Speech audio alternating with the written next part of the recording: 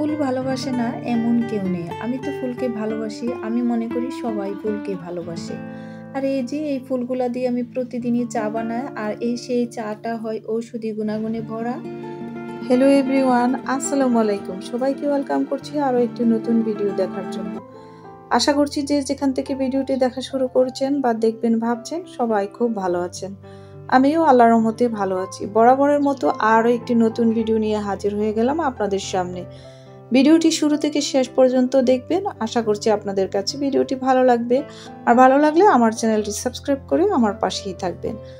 দেরিতে ঘুম থেকে উঠলেও কাজটা যদি একটা টার্গেটের মধ্যে করে নেওয়া যায় তাহলে কিন্তু 1-1.5 ঘন্টার মধ্যে কাজ শেষ হয়ে যায়। আজকেও তেমনটি হয়েছে আমার সাথে। দেরিতে ঘুম থেকে উঠে কাজ শুরু করেছি, নাস্তা শেষ করে ক্যামেরাটা অন করলাম। আজকে 3rd বেডরুমে চলে আসছি। 3rd বেডরুমটা একটু ক্লিন করব আর বিছানাটা চেঞ্জ করব। দুপুরবেলা কি রান্না করেছি সেটাও আপনাদের সাথে আজকে শেয়ার করব। আজকে কিভাবে রান্না করলাম আর কি দিয়ে আজকে আমাদের দিনটা চালালাম সেটাই চেষ্টা করব আপনাদের সাথে শেয়ার করার জন্য। এখন চলে আসছি বিছানা চেঞ্জ করার জন্য। বিছানা চেঞ্জ করার আগে ভাবলাম যে ফার্নিচারগুলো একটু মুছে দেই, ধুলাবালিগুলো যাতে বিছানাতে না পড়ে। চাদরটা এখন ধুইতে হবে। ধোয়া চাদরে যদি ময়লা পড়ে সেটা আবারও ধুইতে হবে। সেই জন্য আগে ফার্নিচারগুলো মুছে তারপর চাদরটা তুলে নিব। এর আগেও আমি অন্য ভিডিওতে আপনাদের সাথে আমার এই বেডরুমটা দেখিয়েছিলাম। যারা না দেখে থাকেন আমার অন্য ভিডিওগুলো দেখতে পারেন, তাহলে বুঝতে পারবেন এই বেডরুমটা কি অবস্থা ছিল। তা আজকে আমি বেডরুমটা আবারও আপনাদের সাথে শেয়ার করছি। বেডরুমটা পরিষ্কার করার পর বেডরুমটা আপনাদেরকে দেখাবো কি অবস্থা হয়েছে। এখানে টেবিলে কিছু বইপত্র এলোমেলো ছিল, ছেলের বইপত্র। ও কোচিংয়ে চলে গেছে। এখন আমি বইপত্রগুলো গুছিয়ে রেখে দিচ্ছি, ও আসলে যাতে টেবিলটা ক্লিন পায়। ভিডিওর এ পর্যায়ে এসে আপনাদের কাছে একটা ছোট্ট রিকোয়েস্ট জানাই, ভিডিওতে একটা লাইক দিয়ে ভিডিওটি কন্টিনিউ করবেন। আর আজকে যারা আমার চ্যানেলটি ভিজিট করছেন চাইলে কিন্তু সাবস্ক্রাইব করে আমার পাশেই থেকে যেতে পারেন। আমাদের কিন্তু গৃহিণীদের প্রত্যেক দিনই ধারাবাহিকতা একই কাজ থাকে। বিছানা গুছানো, ঘর গোছানো, রান্নাবান্না একই কাজ থাকে। তো সব সময় কিন্তু সব ভিডিও আপনাদের সাথে শেয়ার করা হয় না। আর যদি একই কাজ শেয়ার করি হয়তো আপনারাও বিরক্ত হবেন আর বলবেন যে প্রতিদিনই একই ভিডিও দেখায়।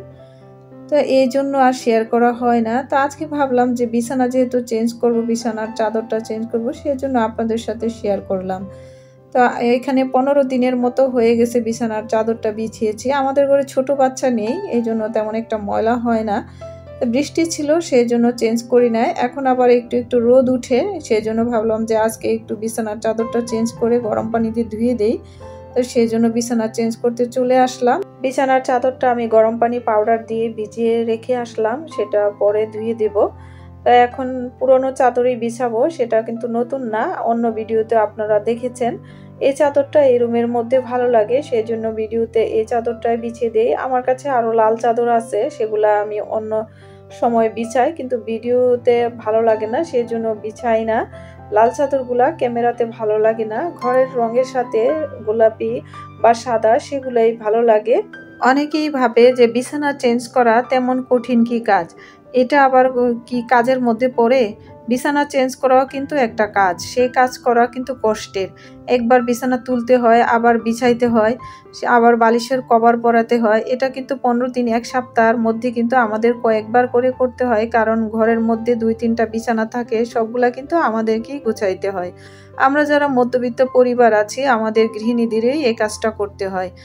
অনেক সময় যাদের হেল্পিং হ্যান্ড আছে তারা হয়তো হেল্প করে, আমাদের তো আর হেল্পিং হ্যান্ড নেই, আমাদের হেল্পিং হ্যান্ড ছাড়াই আমাদের সংসারটা চালাতে হয়। ময়লা চাদরটা বাথরুমে ভিজিয়ে আসলাম। তো পুরো রুমটাই আপনারা তো দেখেছেন আমি কিভাবে ক্লিন করেছি। তো এই তো আমার কাজ শেষ। তো কেমন হয়েছে কমেন্টের মাধ্যমে কিন্তু আপনাদের মতামতটা জানাতে পারেন। তো পুরো রুমটা আবারও আপনাদেরকে একটু ঘুরিয়ে দেখিয়ে দিলাম। এই পর্দাগুলো একটু এলোমেলো ছিল, এজন্য আমি হাত দিয়ে ঠিক করে দিচ্ছি।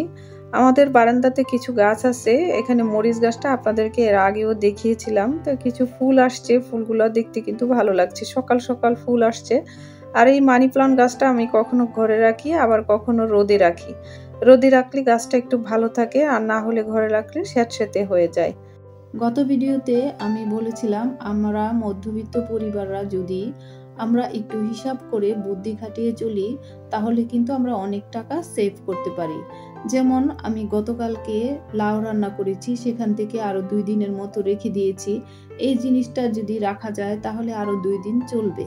তো এইভাবে আমরা প্রত্যেকটা কাজই যদি একটু একটু করে রেখে দেই তাহলে পরের দিনও আমরা চালাতে পারি। তাহলে আমাদের হিসাবটা বরাবর হয়ে যায়। তো আজকের দিনটাও আমার ঘরে যেমন মাছ নেই, আজকে মাছ ছাড়াই আমি সবকিছু রান্না করব। দেখেন তাহলে আজকে আমি কিভাবে মাছ ছাড়া সংসারটা চালাই। এখানে আমাদের পেঁপে গাছটা সেটাও কিন্তু আপনাদেরকে একটু দেখিয়ে দিয়েছি। পেঁপে ধরেছে কিন্তু ক্যামেরাতে আসেনি। তো পরবর্তী ভিডিওতে আমি পেঁপে গাছটাতে যে পেঁপেগুলো ধরেছে সেগুলো আপনাদেরকে একটু দেখাবো। তা এখন চলে যাচ্ছি রান্না করতে। রান্নাতে আমি কি করেছি আজকে, মাছ ছাড়া আমাদের আজকের দিনটা কিভাবে চললো সেটাই আপনাদেরকে আজকে দেখাবো। আমি কিভাবে রান্নাবান্না করে নিয়েছি। আজকে শুধু সবজি বা শাক দিয়ে চালাবো দিনটা। এখানে আমি আমাদের গাছের কলমি শাক তুলে নিয়েছি আর ঢেঁড়স বাজারের গাছেরও কিন্তু কয়েকটা ঢেঁড়স আছে। এখানে পাঁচমিশালি ভেজিটেবল কেটে নিলাম, এখানে গরমের দিনে যে ভেজিটেবলগুলো আছে সেগুলো। আর এখানে নিলাম একটা জালি কুমড়া থেকে হাফ, আর নিলাম পেঁয়াজ কুচি। এখানে শাক ভাজি করার জন্য রসুন কুচি, পেঁয়াজ কুচি আর নিলাম শুকনা মরিচ। এখন আজকে রান্না করব, এখানে কিন্তু মাছ মাংস কিছুই নেই, তাই দিয়ে চলবে আজকের দিন। তো এখন রান্না করতে চলে আসলাম, শাকটা বসিয়ে দিচ্ছি। শাকটা বসানোর জন্য এখানে কড়াই বসিয়ে দিলাম, কড়াইতে দিয়ে দিব পরিমাণ মতো তেল। তেলটা আমি একটু কমিয়ে দিব, আমরা কিন্তু মধ্যবিত্তরা একটু হিসাব করেই চলতে হয়, কারণ হিসাব করলে অন্য দিন আবার চালাতে হবে। তেলটা যদি আমি কম ব্যবহার করি তাহলে পরের দিনও আবার এই তেলটা দিয়ে আমরা চালাতে পারি, সেখান থেকেও কিন্তু আমরা কিছু টাকা সেভ করতে পারি। আমরা যদি আবার ছোট একটা বোতলের মধ্যে কিছুটা তেল রেখে দেই, পরবর্তীতে কিন্তু তেল যখন না থাকে তখন বের করে চলতে পারি। অনেকে আবার বলতে পারেন যে কিপটে স্বভাব, আসলে কিন্তু তা না। আর যদি বলে কিপটে স্বভাব, বললে বলুক গে, তাতে আমার কি? আমি তো আমার সংসার চালানোর জন্য আমি এটুকু করতেই পারি। এখানে আমি কলমি শাক ভাজি করার জন্য দিয়ে দিলাম পেঁয়াজ কুচি আর রসুন কুচি, আর দিলাম 3-4টা শুকনা মরিচ। শুকনা মরিচের পরে দিলাম সামান্য পরিমাণ হলুদ আর স্বাদ মতো লবণ। এখন শাকটাকে দিয়ে দিব, একটু ভেজে নিয়েছি হালকা মতো করে, সফট হয়ে যাওয়ার পর শাকগুলোকে দিয়ে দিচ্ছি। শাকগুলো ধুয়ে স্ট্যানারে ঝরিয়ে রেখেছিলাম, এখন শাকগুলো দিয়ে দিচ্ছি। সব রান্নাগুলি যদি রেসিপি আকারে শেয়ার করি তাহলে ভিডিওটা অনেক বেশি বড় হয়ে যাবে, সেই জন্য যা রান্না করেছি সব কিছু একটু একটু অংশ আপনাদের সাথে শেয়ার করেছি। এখানে আমি সবজি বসাবো, সেই জন্য পেঁয়াজ কুচি তেলের মধ্যে দিয়ে ভেজে নিচ্ছি আর দিয়ে দিয়েছি হলুদ আর স্বাদ মতো লবণ। এখন পাঁচমিশালি ভেজিটেবলগুলো দিয়ে দিচ্ছি।